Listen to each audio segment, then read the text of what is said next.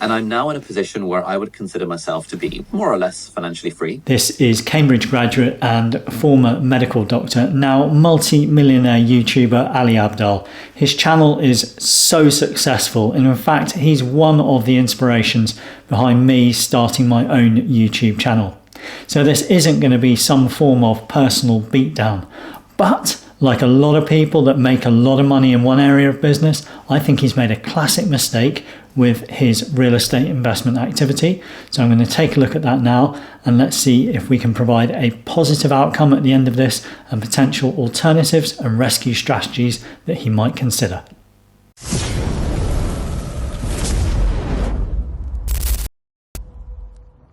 It probably makes sense before we get into the main part of this video for me to explain a little bit about myself.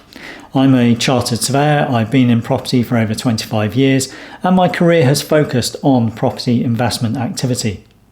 Most recently, I was head of investment finance for a FTSE 100 listed company based in the City of London, investing hundreds of millions of pounds on their behalf in property development and property investment activity here in the UK.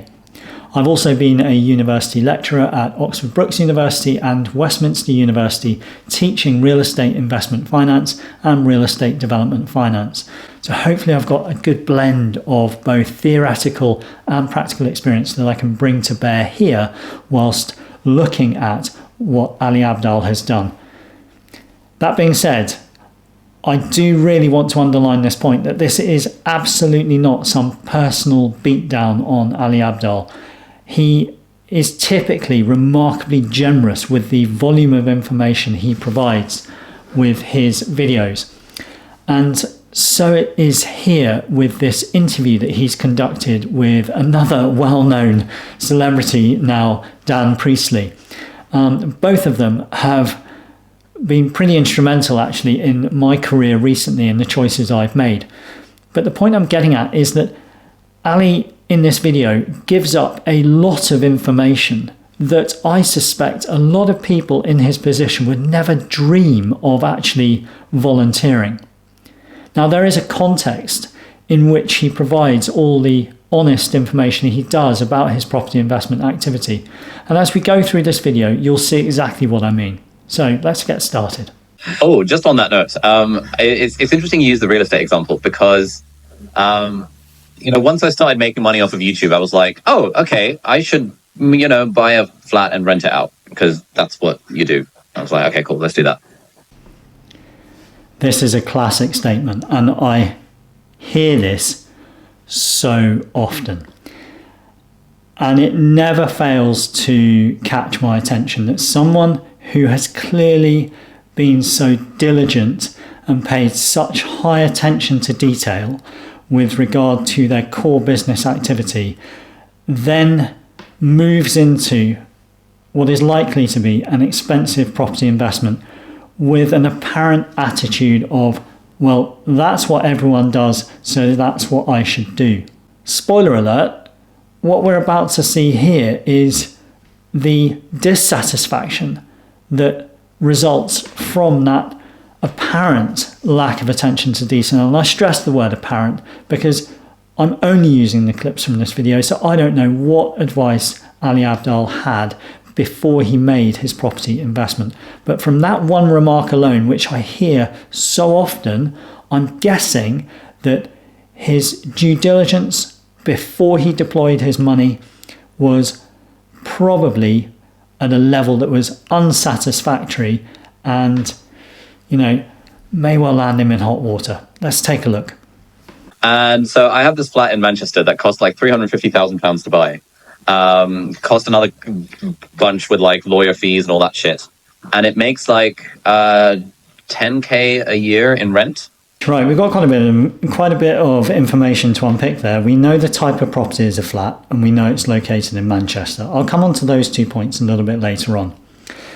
We know that he paid £350,000 for the property and that there were costs of purchase. He identifies those as lawyers' fees and all that stuff. He used slightly more colourful language, which is understandable because very often costs of purchase are not at all clear until right up to the point at which you actually are really fully committed, and they can really kick you. Now, one thing I want to asterisk here and make particular note of is Ali does not reference stamp duty land tax at all. It is quite likely, given the timing of his purchase, which I'm guessing was 2023 or 2024, that he could have been exposed to one of 3 different stamp duty land tax scenarios that could have cost him a range of nothing in terms of an SDLT charge all the way through to sort of many thousands of pounds in stamp duty land tax. I want to make it absolutely clear. I think he would have had to have paid some form of SDLT charge, but I'm not including it in any of my analysis here for this video. So now I've made that point clear, what I want to do is touch on his annual rental income, which he cites as £10,000 per annum. So we've got quite a bit to go with. For the sake of being able to do some calculations, he referred to lawyers' fees and all that stuff. Let's say Ali incurred costs of purchase that were £10,000. So all in, let's say he paid £360,000, including costs of purchase when he bought this property. Now with that, we can actually do a little bit of basic maths. Okay, so what we know is that Ali has paid £10,000 for this property. We divide that by the amount of money he's invested in the property, including the purchase fees of £360,000, we get a figure of 0.0277. If we multiply 0.0277 by 100, we get 2.77%. That figure is called the gross yield. As you can see, calculating the gross yield is quite straightforward. But it might be because it's so straightforward that its use for us as investors is actually quite limited. Unfortunately, Ali doesn't provide any more information regarding the financial performance of this property or his investment in the property, and in particular the costs year on year. So what we're not able to calculate is the net initial yield, and we're not able to calculate the cap rate. And the cap rate in particular is something that I find particularly useful because it helps us assess the profitability of a particular property. Okay, so let's play another clip and we'll see what Ali says. £350,000 to buy this thing, and I couldn't even buy it with a mortgage because like my company didn't have 3 years of accounts and all that BS, so I had to buy it in cash and all of that stuff. Right, so having said that Ali didn't divulge any details about the mortgage, actually we can see he has done. He clearly wasn't able to get a mortgage for this property, so he's bought it with cash. And so that brings into play the concept of gearing, borrowing debt in order to support the purchase of a property. Very often with investment grade property, using some form of debt can be an extremely helpful way to boost your financial performance. But that isn't available to him here. We know that it is a 100% equity purchase. Very quickly, I'd like to make a departure from the clips that I'm using here just to cover off 2 points that Ali doesn't mention. The first is that whilst we know he's bought a flat, he doesn't declare whether he's bought a freehold property or a leasehold property. It is a flat, therefore I'm guessing that this is a leasehold property. And for your benefit as the viewer, it's important to note that that will probably come with annual management charges, a cost, if you will, for the maintenance of the grounds outside the property and the communal areas within the property. And that needs to be factored in when you are thinking about how much money or rental income that property is making for you each year, because you need to deduct that management cost from the annual rental income.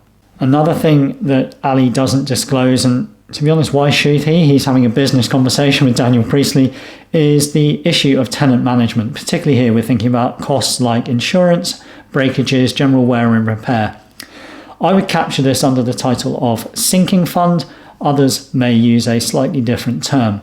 But essentially, it would be important to withdraw from that annual rental income on a regular basis an amount of money that you can then pool in what's called a sinking fund that builds over time and covers costs like breakages. Now, that could be a low cost breakage like a kitchen cupboard door, or it could be a really significant bill for replacing or repairing a boiler, for example.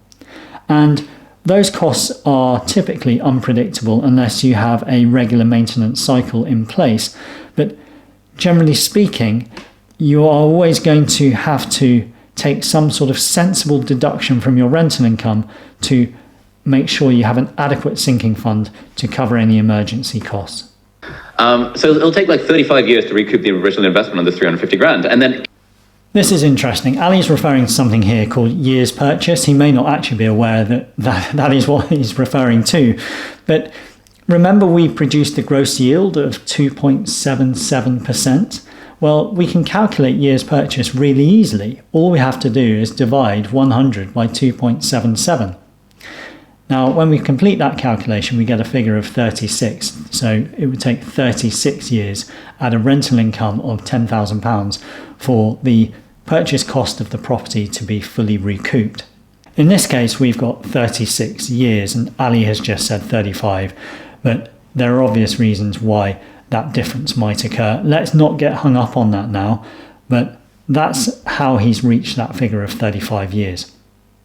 Theory hopefully gets capital gains over time, which might, I don't know, inch up the yield very slightly. Okay, quick one on this. He's referring to capital gain.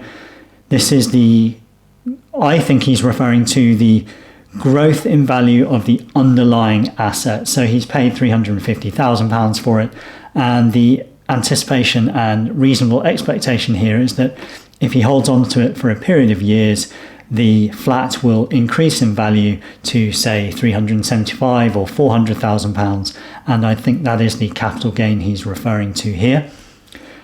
And of course, that is a very normal and natural part of property investment, and it's definitely something that should be factored into the financial performance calculations that should be done well ahead of any form of monetary commitment to a deal. So my point is, what you should be able and what you can accurately forecast ahead of spending any money on a property is the anticipated capital growth, the underlying growth of the value of the asset over a period of years, and also the anticipated rental growth that's associated with that asset over a period of years. Okay, let's move on. I was looking at I've made like 800 YouTube videos in my last 7 years, and a bunch of those YouTube videos are cash flowing way better than literally the rental property I have in Manchester that has like these 2 tenants in it. And it's like we've got one video that's about like I think that video that we have about that with you, like the Castle method. It's like that video makes like I think several grand a month, and it has done for the last couple of months. Similarly, online courses. In September 2019, I made an online course, chucked it on Skillshare. It was about how to edit videos. I've been editing videos for 2 years. I was like, I've learned a few things. Let me just make a course on how to edit videos. It took me 1 day to film, paid a freelancer on Upwork for 2 days to edit it. And that course has been making £3,000 a month on Skillshare without any promotion for the last 5 years now. Since September 20, like 4.5 years. We've done no promotion for it. And it's like, damn, that's like having 3 rental properties. That will cost you £1 million to have 3 rental properties making £3,000 a month. What the fuck? How is this possible? And it has no hot water system. Yeah, exactly. You don't have to deal with maintenance. Like now when I make YouTube videos and when we make online courses, I genuinely think of it as like, whenever I feel like, oh, it's a lot of work making a YouTube video, I'm like, well, at least it's not a rental property. Yeah, man, digital assets. It's so good. Okay. So this is perfectly understandable. And I think what we're seeing here is Ali venting frustration at the performance of this investment property that he's bought. And this to me does suggest that he either did not conduct thorough investment analysis prior to making the purchase, or that he was not advised properly prior to making this purchase. Because whilst his frustration is understandable, I don't think it's reasonable. You see, comparing YouTube videos with property is literally apples and oranges. They're miles apart, and they should be miles apart. His YouTube videos are his core business, and I would imagine that if he really sat down and thought about it, one of the drivers for him wanting to get into property investment was diversification. The potential to safeguard an amount of money and safeguard or provide a different stream of income outside his core activities on YouTube. So we've reached the point in the video where I think I need to determine whether Ali Abdaal has made a mistake with this particular property investment. And so I'm going to say yes, I think he's made a mistake. And I think his mistake actually is in a number of parts. First of all, I don't believe there was appropriate analysis conducted prior to committing any funds to this property in Manchester. I think if there had been analysis, then the 2.77% yield would have been seen. And in fact, actually, after the addition of annual costs for the management and sinking fund that I highlighted earlier in this video, that yield gets even worse. And it's just not an acceptable yield in my mind. It's far too tight. It's far too tight. Especially when you think about the potential turnover of tenants in a residential property. And yes, if we compare a yield of 2.77 to the S&P 500, which has averaged, over 8% over the last 10 years, or whatever the metric is, you say, well, why would you go for a 2.77% yield? Well, he's expecting capital growth, which is reasonable. He's expecting rental growth, which is reasonable. So I understand all of the drivers, but to me, this one, based only on what he's giving up here in this interview, just doesn't quite work. And his frustration tells of a lack of information before the event actually took place, because he's alluded to this. He has deployed £350,000 of his own money into bricks and mortar in Manchester.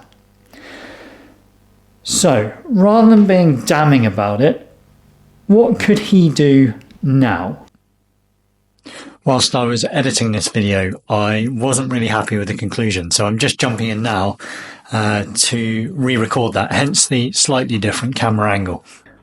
With all my videos, I like to produce a positive piece of advice or helpful tip or practice that anyone viewing the video that finds themselves in a similar situation to the subject being addressed can apply and use to help themselves improve their position, particularly with regard to property investment.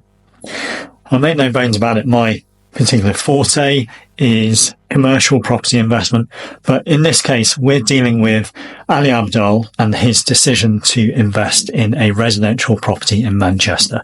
So what could he do? What could you do if you find yourself in a similar position to Ali Abdaal and you have a flat that you're a little bit frustrated with because it's not quite working for you as you expected?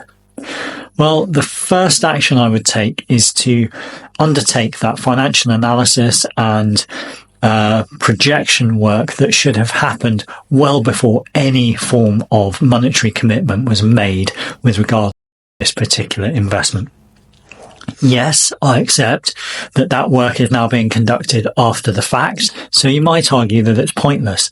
But on the contrary, I think it would provide you with tremendous value. So if you are in the same situation as Ali Abdaal, do invest a little bit of time and energy either on your own or working with someone like me to paint that full financial performance picture of the property that you own.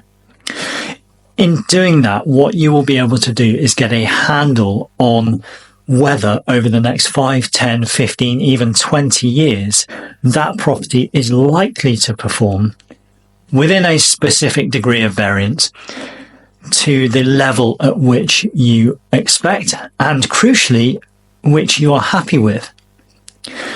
And one particular point here, for example, is that we know this flat is located in Manchester. A piece of work that I would do here is undertake some review of the performance of similar properties over the last 5 or 10 years in that same region of Manchester.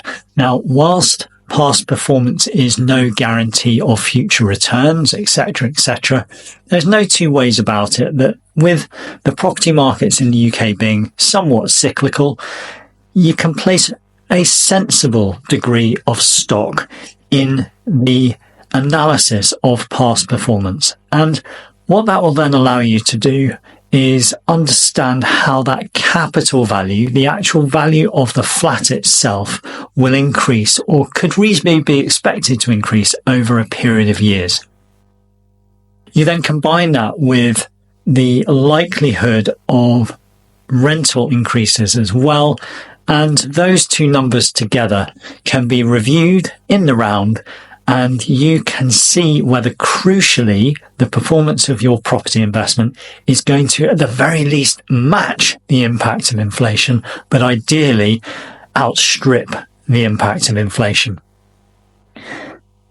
Because it's really, really critical that at the end of the day, in real terms, when we sell that building, it is worth more than the price we paid for it. So there's one thing that you should definitely do. And that provides you with your first red light, green light, stop go situation. Because if you're not happy with the output of that analysis, one of your options is to exercise and exit. Put another way, sell the flat. Exit the situation, recover your money, and then review where you might want to invest and how you might want to invest that money in future to make it work for you. If you do decide that actually it's a green light scenario, that you want to continue to hold that property, then there are a couple of things to bear in mind. And I'm flagging these just because of the way I picked up on shall we say, an exasperated tone that Ali conveyed throughout those clips in the video that I've just shown you. It's a mindset thing. Now, I'm a chartered surveyor. I'm definitely not any form of mindset or mental health practitioner, but getting into the mindset of being prepared to proactively and positively work with your property, for your property and on your property is certainly going to stand you in very, very good stead when it comes to the protection of the value of your asset. So what the hell am I actually talking about here? Well, first and foremost, if you decide that if you find yourself in a similar position to Ali Abdaal, and you're not quite sure what to do, you've done your financial analysis, you decide you're going to hold on to the asset, I would encourage you to also decide to be very positive about your maintenance obligations on that property, reacting quickly if there is a reported breakage that is your responsibility to repair as landlord, reacting very quickly if your tenant vacates, and you ensure that you do everything you can to reduce that gap where your property is empty and not performing for you because the rent isn't coming in. Being cautious and prudent, not a wet dishcloth, but cautious and prudent around rent increases. If you have a tenant that's been in that property for a good period of time and you can see following regular inspection that they're actually looking after the place for you, then it would be folly to increase the rent to a point at which you make your tenant's life uncomfortable and they're forced to move to cheaper premises. So it's that balancing act between optimizing your rental returns and maximizing the period of time that your tenant is in occupation. And it's also, I think, and again, I am making an assumption here, but I have assumed that Ali Abdaal has bought this property on the premise that it is a hands-off passive investment. Now, it is only based on watching his other work, his other videos on YouTube, that I've reached that conclusion. Just based on some of the ways he portrays his lifestyle and talks about his own personal views on life. And I would imagine that he wanted to get this property and keep it quite clean in terms of his involvement.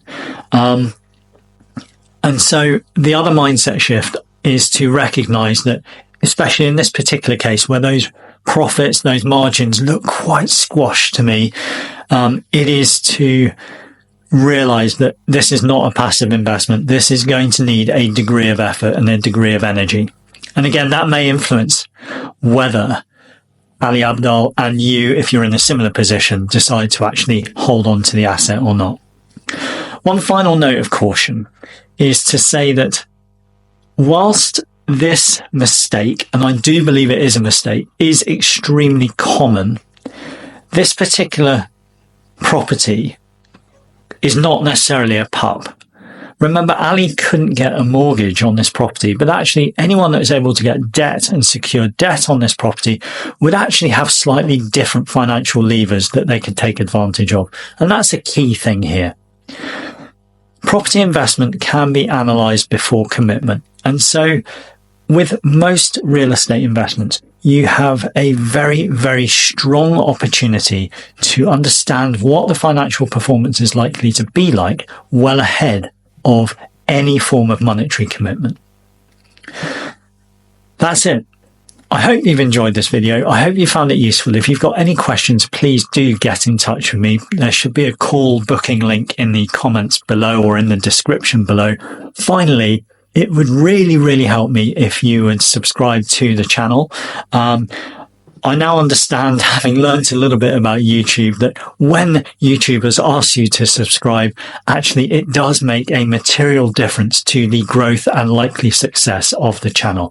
And from here, my intention is just to keep going, keep finessing the content that I'm producing, improve the production quality, and provide more and more and more videos that help individual investors like you, I hope, understand exactly what's involved before you commit any money, so that you can have a really enjoyable and profitable commercial and even residential property investment journey.